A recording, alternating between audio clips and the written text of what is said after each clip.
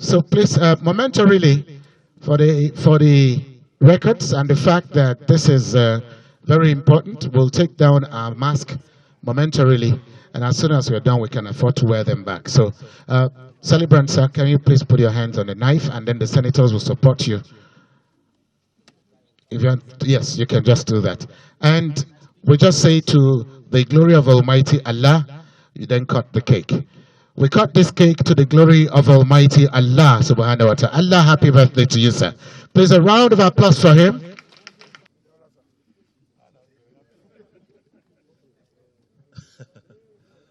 Honestly, before 2 years ago, I was not celebrating birthdays in this kind of way.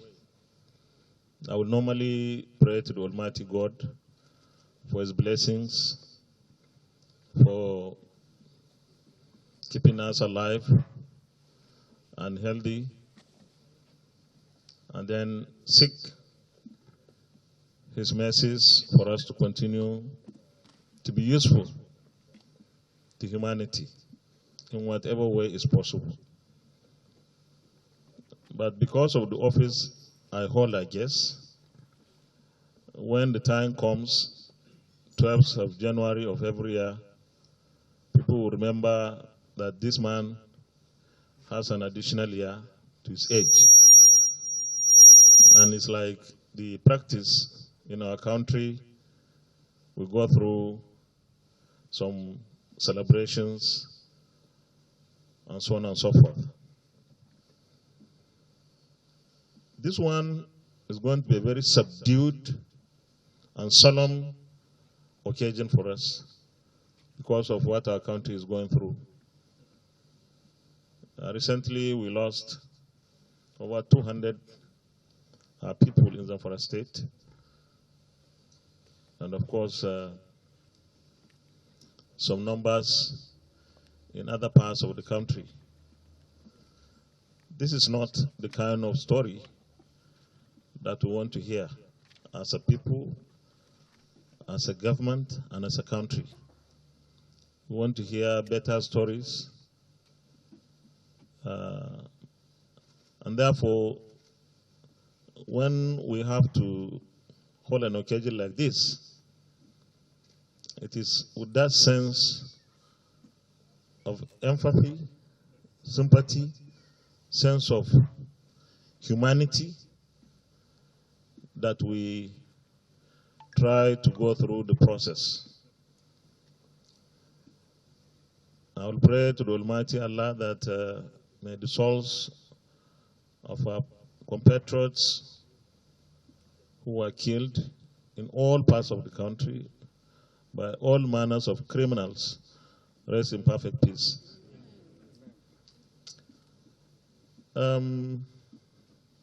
By nature, I'm a very difficult person. I'm sorry to say that. Even if nobody tells me, I know who I am. When I was a lecturer, my students complained bitterly about me not giving people marks, the way other lecturers were donating marks. And I want to appreciate my staff who definitely have a lot of patience working with me because I'm very difficult to please, and I ask and demand for the best endlessly. So I want to appreciate my staff, especially Catherine, who is in daily contact with me more than most. I don't envy your position, but sometimes you take the brunt more than anybody else does. But then it's not something that is deliberate to cause any discomfort to anybody. But by my nature, I try to insist on getting the right things done. And Sometimes I pay the price. Other times, other people pay the price. But at the end of the day, what we want is effectiveness and efficiency in what we do. And the office of the Senate President is a public office. And the public office demands that we serve with sense of duty, commitment, dedication, effectiveness, and efficiency. And that's all we try to do. So I really commend my staff. And I'm learning something from you just as you are learning something from me. But most of what you learn from me, they are the hard ones. I try to learn from you, but most of it is trying to make me a little bit soft. So if in the process anybody was hurt, and there wasn't any case like that, I know, but at least any discomfort is because I will insist on getting things done and done correctly. The Chief of Air Staff, thank you very much for the card. Our country, like we all know, is going through a trying period. 2015, this administration came into office, having been voted by Nigerians. There was so much effort to restore the security situation, especially then in the Northeast, which was under the control of Boko Haram at that time, or so much influence by Boko Haram. And of course, a year and a half after, the situation in the Northeast improved. But we have other challenges that cropped up, especially in the Northwest, North Central, and some parts of the Southwest, and of course, recently, the Southeast. This means that our security and our security agencies and armed forces have to be at their best. That requires that political leaders play their own part of ensuring that our security agencies and armed forces can fight this fight that we have to fight. Our armed forces have been doing their best. I always say this. We are not able to give them everything they need to fight on our behalf. Yet, they fight. I take this opportunity to commend our armed forces and other security agencies, but we are going to continue to insist for better performance by our armed forces. In the National Assembly, we have decidedly given our commitment to ensuring that we provide resources to our armed forces for them to continue to fight until we achieve the kind of security for our people, for their lives and property. So far, this administration has spent 2.5 years in office out of the 4. The situation is not too good, but as an optimist, I believe that 1.5 years is a long time. In fact, in 6 months, we can make a difference by creating and sustaining a better security environment for our people. So I still believe that this situation can be turned around for the better. What is required is for political leaders to provide leadership, and then the security agencies and armed forces to do what is expected of them, and citizens to continue to pray and show support for our armed forces. Tomorrow will be better by the grace of God. Then the Senate Press Corps. All my years in the National Assembly, in fact, before 2015, when I ventured into running for the office of the President of the Senate, I was a friend of the press. And I used the word was because then maybe I was not too careful with what I say or what the consequences will be. So from my House of Reps days, which I think in a way was influenced by my background as an academic and a progressive, because I came out of the NEPU School of Politics, so to speak. Every pressman would like to say, what happened, Honorable? Or when we came to the Senate in 2007, the press would look for me because they knew I was going to say something bad against someone. But all that we did, even at that time, was to call the attention of leaders to true situations. Members of the National Assembly and the Parliament generally is the institution where everybody has an easy access to. You go to the supermarket, you meet someone and you say, Honorable, or distinguished, I've just come into Abuja to look for you. Thank God I got to here. Otherwise, I would have gone to your house or your office. You wake up in the morning, you see people in front of your house. You come to the office, you see people in the office. And that is not done to any other arm of government.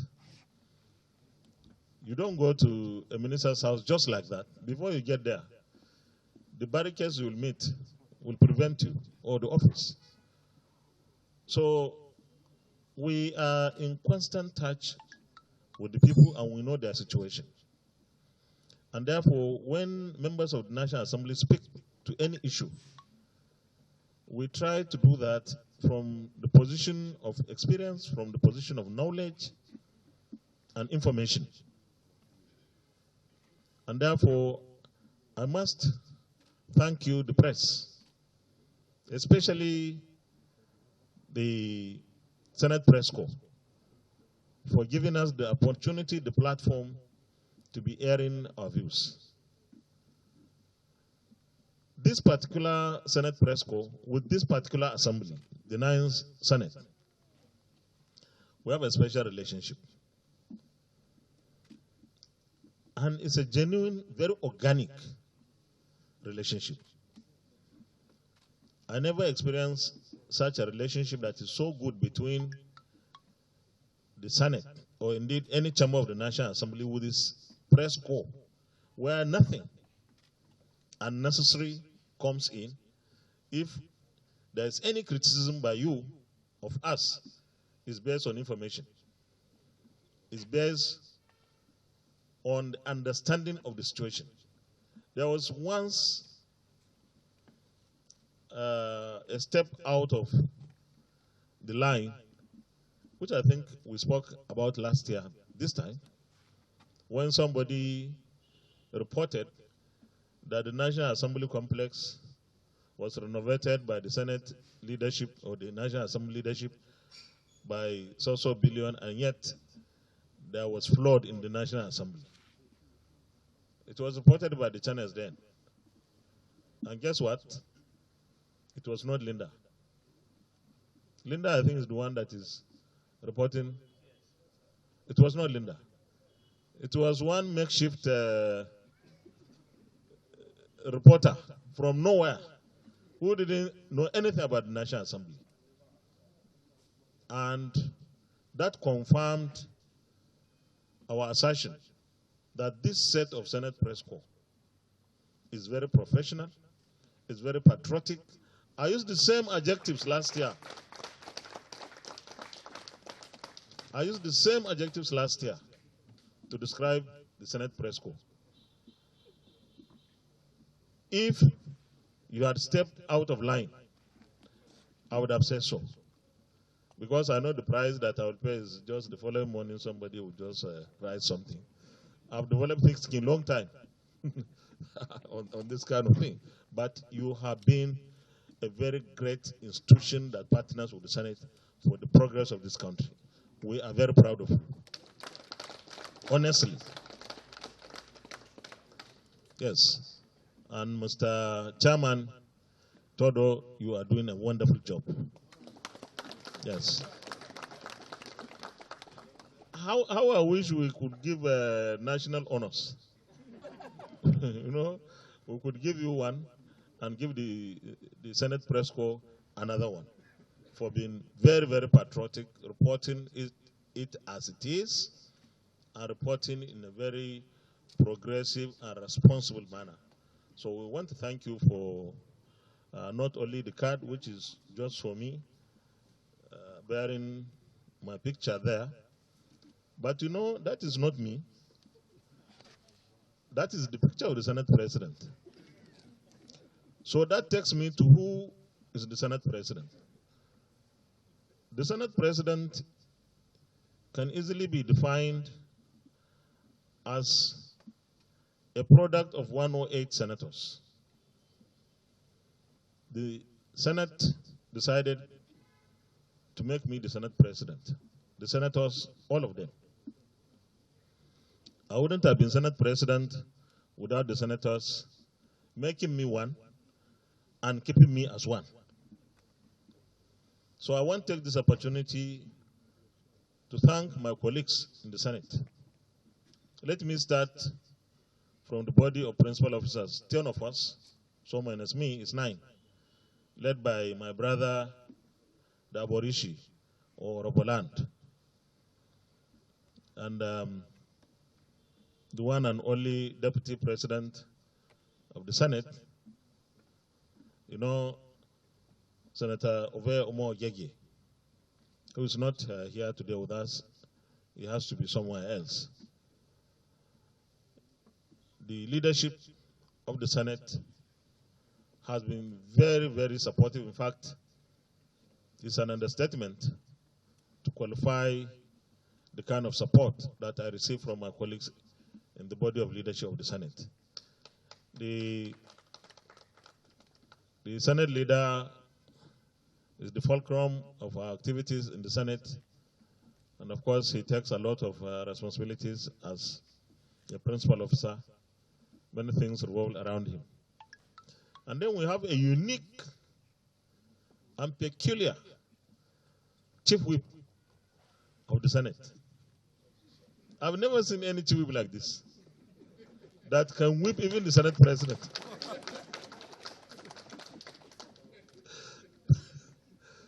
Nobody is spared.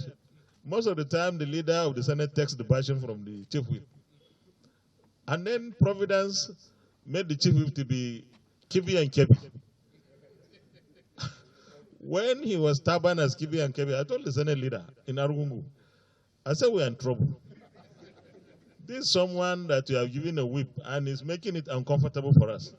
Now you are giving him an arrow. You know, there's no margin for error. Everybody would have to behave well. I want to thank the leadership of the Senate. And of course, the leadership is a creation of membership of the Senate.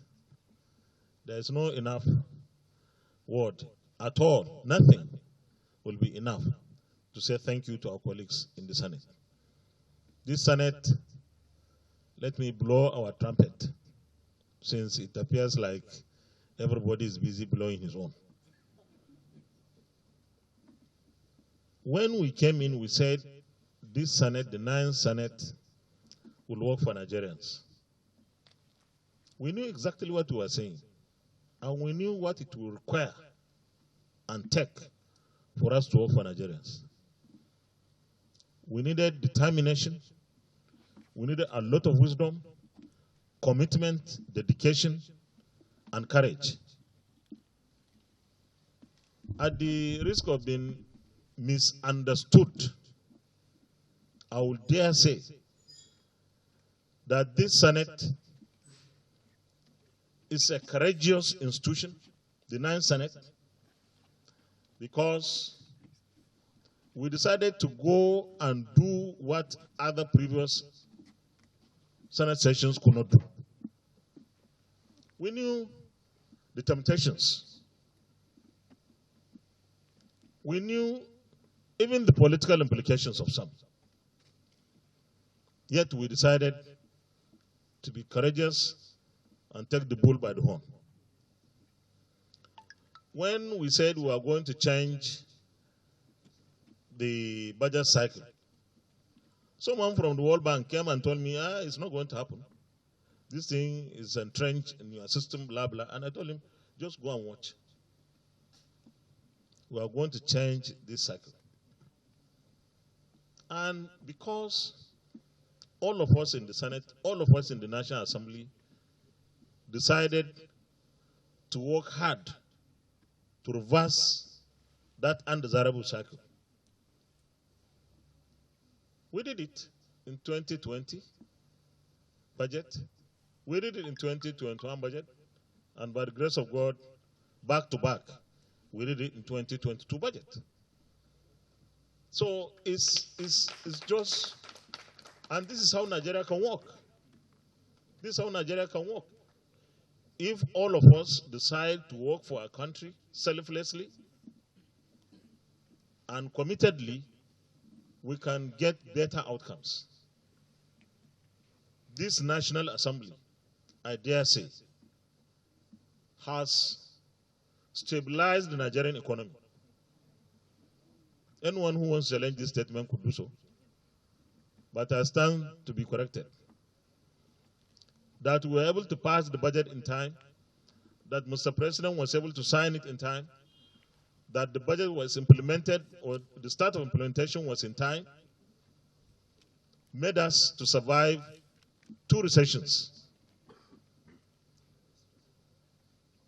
And we are still experiencing better outcomes, even though not the kind of situation that we want. But it would have been worse if we didn't pass the budgets 2020, 2021 in time, and if the president did not sign them in time. So I believe that the National Assembly, the 9th National Assembly, has stabilized the economy. And I also dare say that the 9th National Assembly stabilized the polity. Imagine a situation or a scenario where every day we are fighting, either in the chambers or between the Senate and the House, or between the National Assembly and the executive arm of government. We believe that there is a price to pay for anything. But we are patriotic. Let's be called any name. What we want to do, what we want to achieve is for our country to be better. Tomorrow, some of these people that are calling us various types of names will be writing very good commentaries about what we have been able to achieve in this 9th National Assembly. And mark me, some of them are ignorant, some are mischievous, just because they don't like us to succeed. But majority of Nigerians are happy with what we are doing. We are not perfect. We make our errors, and we'll correct our errors. We'll identify with our citizens, but we'll always do what is in the best interest of our country. So that takes me to the challenge for the National Assembly, particularly the Senate, in 2022. So far, we have done over maybe 90% of what we have set for ourselves in our legislative agenda. But because the country, the people are dynamic, we have so many other things to do. Today, the security situation still begs for more attention. We'll give a lot of attention to the security situation. We have appropriated about $1 trillion for our security agencies and armed forces.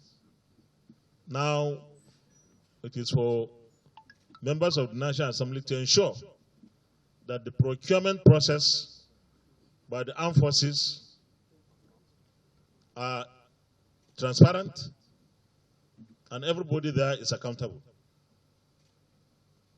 And of course, we should do oversight as much as possible on the welfare of our soldiers, of our security personnel. They need to continuously be motivated. We still have a huge responsibility. And in fact, it's something that we wanted to do last year, but because of the COVID pandemic, we couldn't do so. This year, by the grace of God, we are going to resuscitate that plan, and that plan is to keep and maintain in focus revenue generation, collection, and remittance.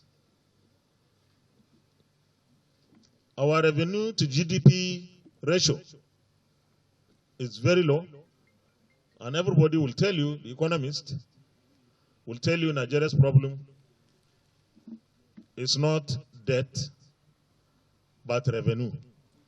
So if that is the case, it means those of us in government must focus on dealing with the challenges of revenue generation, revenue collection, and remittance. So this year, we are going to have engagements with the revenue generating agencies, NPA, customs, FRS, and so on and so forth, on a quarterly basis.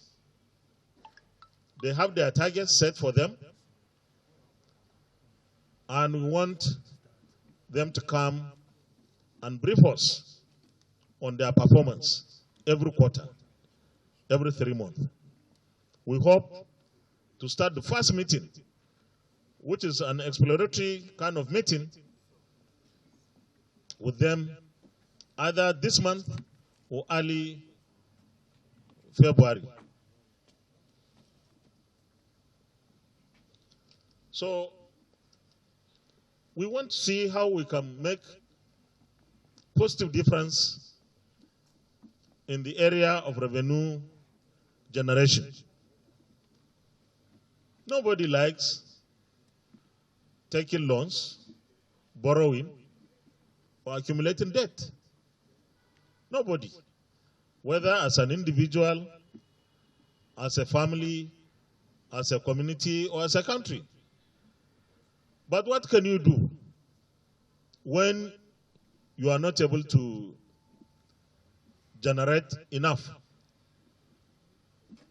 We are concerned, in fact, we are as concerned as anybody else about our level of borrowing.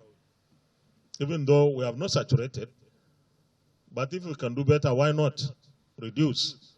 And the best way to reduce is to get more revenues from especially independent sources. The government-owned enterprises are supposed to give us more money. Last year, or this year, 2022, we're expecting maybe about $1 trillion. I'm not an economist. I believe that we should be expecting double or triple that from them. We must support them. We must supervise them. And we must keep them on their toes for us to have more revenues in order to reduce the level of borrowing. On the whole, we expect that when we generate more, we'll borrow less. Finally, the PIA is supposed to be implemented within this year. The Petroleum Industry Act that was that was signed last year into law. Our committees, oil and gas related committees, must ensure that the implementation of the PIA is in earnest and that the benefits, the expected benefits, come to fruition. What do we expect? More flow of investments into the oil and gas industry in our country. We want to see in the next 6 months how much of that is coming to Nigeria. We lost so much investment opportunities. We want to see those losses recovered. We want to see more gains in terms of investments into the oil and gas industry in Nigeria. So the Senate, particularly through our committees, oil and gas related committees, will work very, very closely with the executive arm of government to see that the implementation of the Petroleum Industry Act is done in earnest. Otherwise, the essence of biting the bullet by the National Assembly to pass the Petroleum Industry Bill would have been defeated, because we know what we went through in order to pass that bill.